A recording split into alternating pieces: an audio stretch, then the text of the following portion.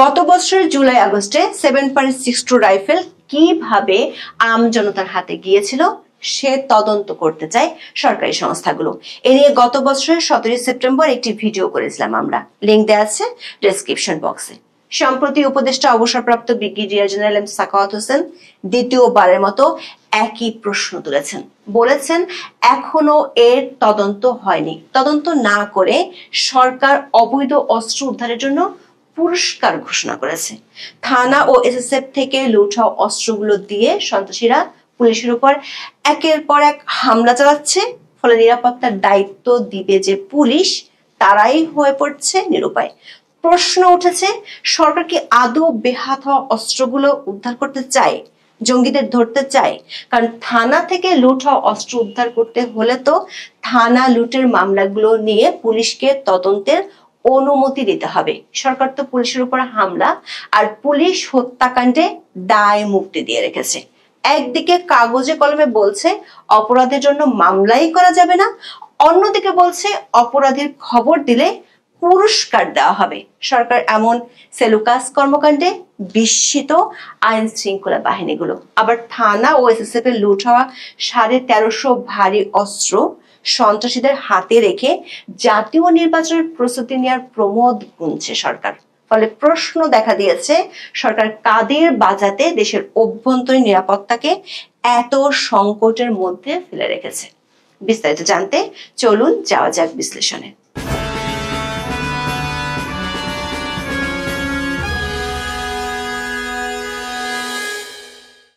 দর্শক, গত বছর দায়িত্ব নেওয়ার 4 দিন পর 12 আগস্ট এক বক্তব্য দিয়ে রীতিমতো ঝড় তুলেছিলেন তখনকার স্বরাষ্ট্র উপদেষ্টা অবসরপ্রাপ্ত brigadier general M Sakhawat Hossain.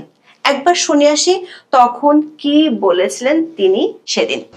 যা বক্তব্য শুনলাম সে বক্তব্যতে মনে হচ্ছে পুলিশের ফায়ারিং এ কম লাগছে, এদের সিভিলিয়ান ড্রেসে হাতে 7.62, আপনারা নিজে দেখছেন 7.62 মানে 7.62 রাইফেল।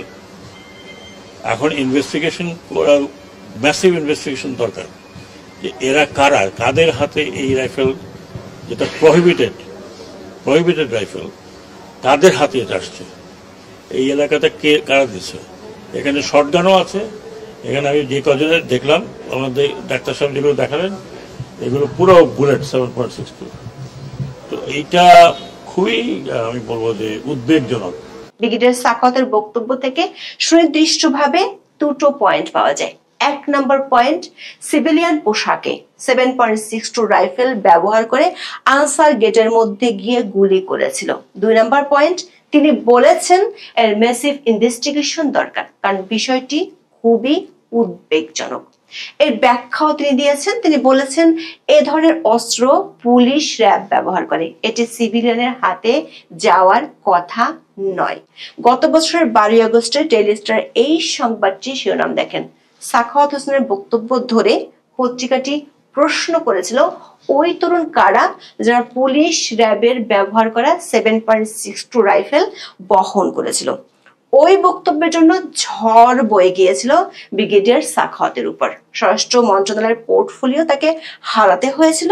তারপর থেকে একেবারেই চুপ হয়ে গিয়েছিলেন জনাব সাখাওয়াত। সম্প্রতি আবারও মুখ খুলেছেন তিনি।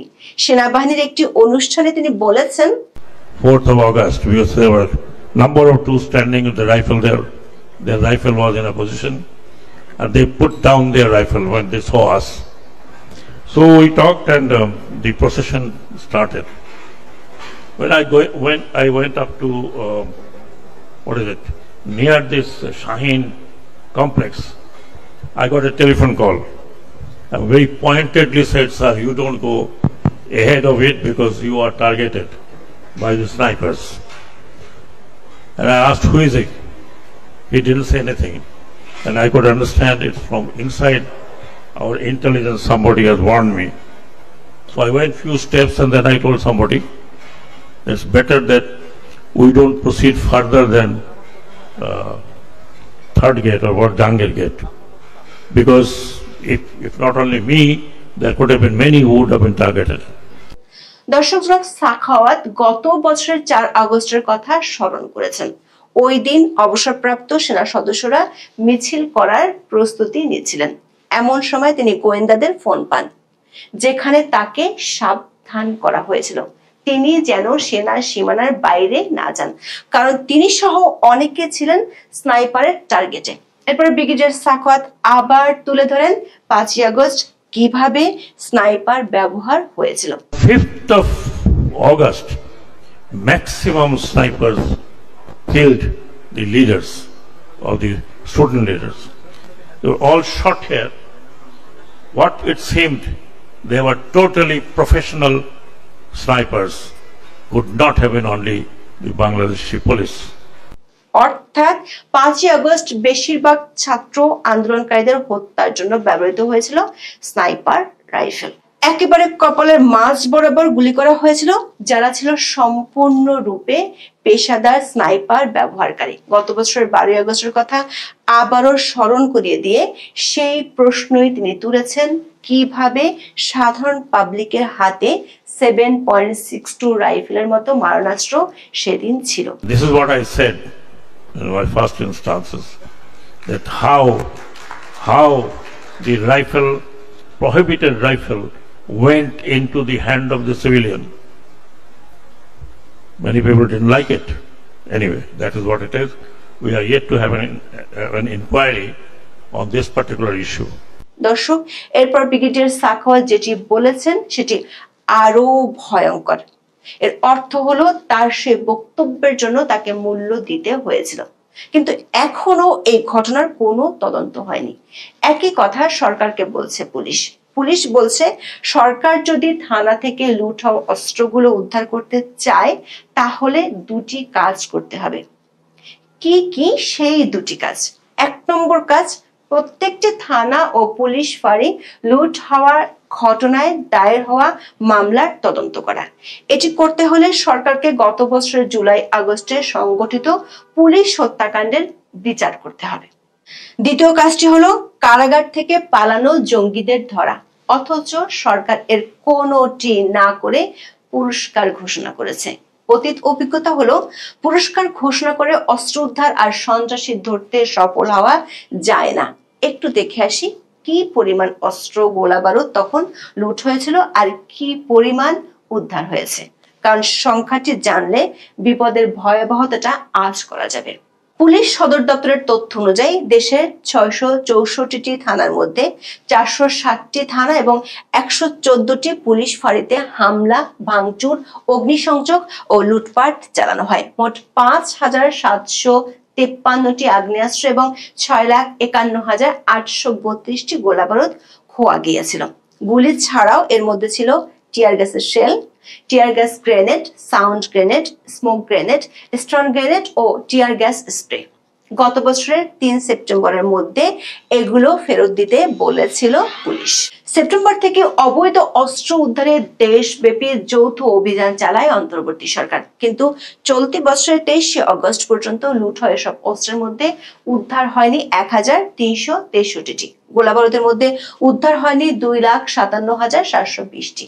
তবে সরকারের চিন্তা বেড়েছে গণভবন এবং সংসদ ভবন থেকে স্পেশাল সিকিউরিটি ফোর্স বা এসএসএফ এর লুট হওয়া অস্ত্র এবং অত্যাধুনিক সরঞ্জামগুলো। এসএসএফ এক প্রতিবেদনে জানিয়েছে লুট হয় মোট 32টি অস্ত্র। সব মিলিয়ে সেদিন গণভবন ও সংসদ ভবন থেকে এসএসএফ এর লুট হওয়া এবং নষ্ট করা সম্পদের মূল্য ছিল 5,28,00,000 টাকা।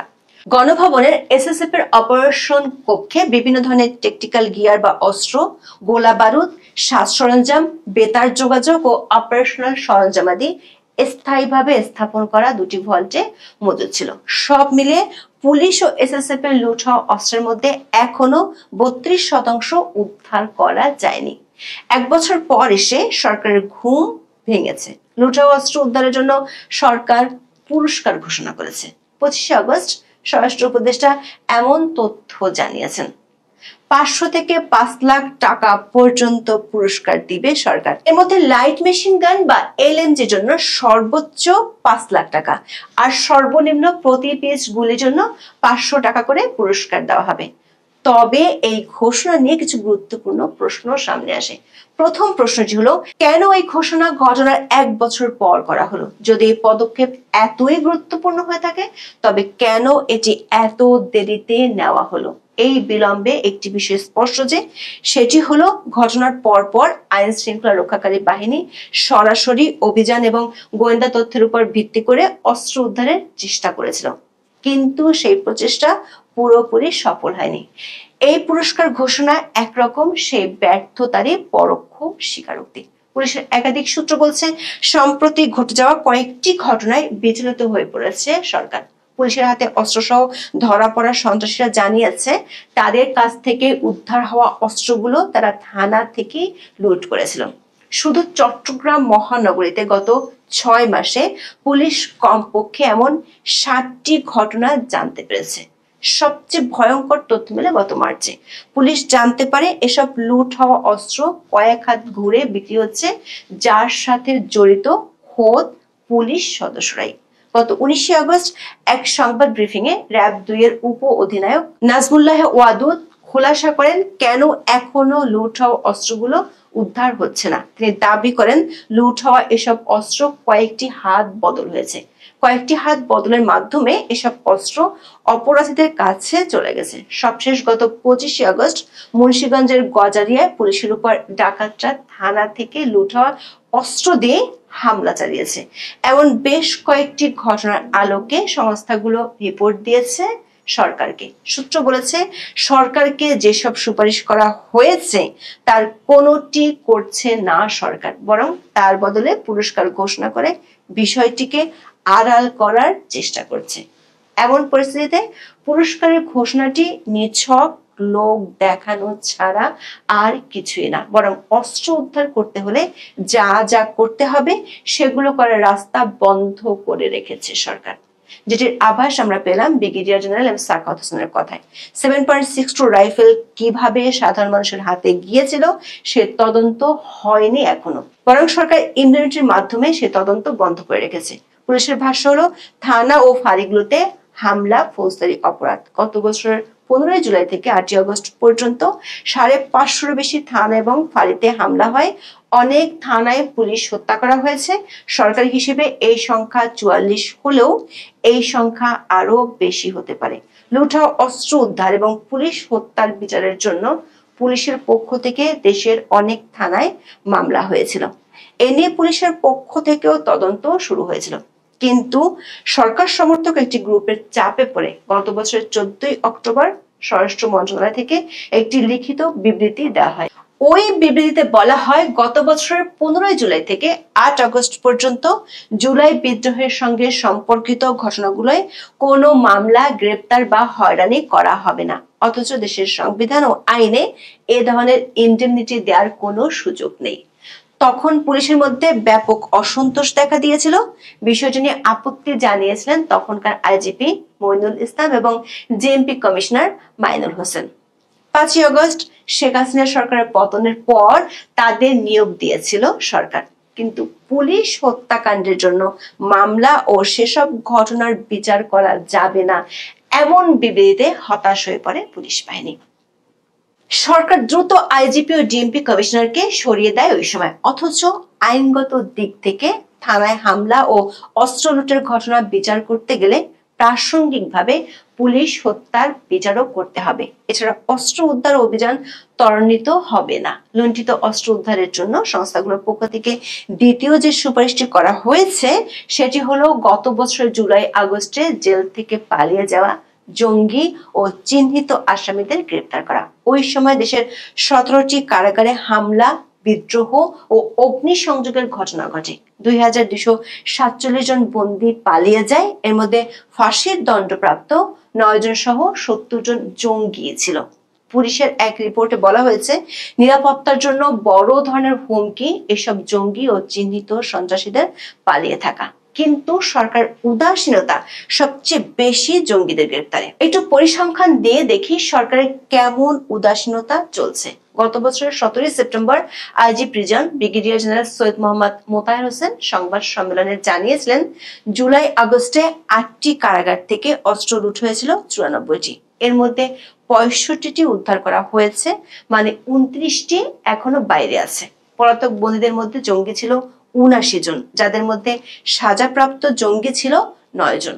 আবার চলতি বছরের 25শে জানুয়ারি স্বরাষ্ট্র উপদেষ্টা জাহাঙ্গীর আলম চৌধুরী সাংবাদিকদের বলেছিলেন, জেল পলাতক 700 আসামিকে এখনো ধরা যায়নি। সেপ্টেম্বরে যে তথ্য আমাদের হাতে এসেছিল কিংবা জানুয়ারিতে উপদেষ্টা যে তথ্য দিয়েছিলেন তা থেকে কতটুকু অগ্রগতি হয়েছে? আইজি প্রিজন 26শে আগস্ট সংবাদ সম্মেলন করেছেন, সেখানে বলেছেন এখনো সেই জঙ্গিরা পলাতক 700 আসামি, 29টি অস্ত্রের একটিও কারাগারে ফেরত আসেনি। এর অর্থ হলো গত জানুয়ারি থেকে এ পর্যন্ত একজনকেও ধরতে পারেনি সরকার। উল্টো বিবিসি বাংলার খবরে বলা হয়েছে, গত 1 বছরে জঙ্গিবাদের অভিযোগ থাকা এমন কমপক্ষে 300 জনকে জামিন দিয়েছে সরকার। এমনকি মার্কিন সরকারও জঙ্গিদের ধরতে সরকারকে কয়েক দফা চাপ দিয়েছে। বাংলা আউটলুকের এক খবরে বলা হয়েছে, ঢাকার মার্কিন দূতাবাসে কোনো বিশেষ ধর্ম পালনকারী কর্মীকে বা বাংলাদেশি কর্মীকে অপহরণ করে হত্যা এবং দূতাবাসে হামলার পরিকল্পনার গোয়েন্দা তথ্য পাওয়ার পর ডক্টর মোহাম্মদ ইউনূসের নেতৃত্বাধীন বাংলাদেশের অন্তর্বর্তীকালীন সরকার নড়ে চড়ে বসেছে। আর এর পরপরই গ্রেপ্তার হন শামীম মাহফুজ। এই শামীম মাহফুজ জামাতুল আনসার ফিল হিন্দাল সারাকিয়ার সাথে জড়িত।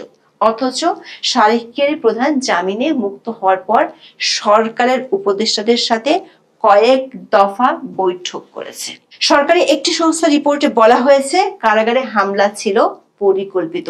জঙ্গি ও চিহ্নিত সন্ত্রাসীরা তখন শুধু জেলের অস্ত্র লুট করেনি, জেলখানা থেকে বেরিয়ে তাদের কেউ কেউ থানা লুটেও অংশ নিয়েছিল। এমন তথ্য সংস্থাগুলোর কাছে আছে। তাহলে পুলিশ সেসব জঙ্গিদের কেন ধরছে না? কারণ জামিন পাওয়া অনেক জঙ্গি এখন সরকারের মিত্র। তাদেরকে গ্রেপ্তার তো দূরের কথা, নজরদারিতে রাখতেও সরকারের অনীহা। এখন দেখার বিষয়, সরকার এমন অনীহা দেশের নিরাপত্তার জন্য কতটা ভয়াবহ হুমকি ডেকে আনে। এখন এ পর্যন্ত। সবাই ভালো থাকুন, সুস্থ থাকুন, নিরাপদে থাকুন। দেখা হবে আগামী পর্বে।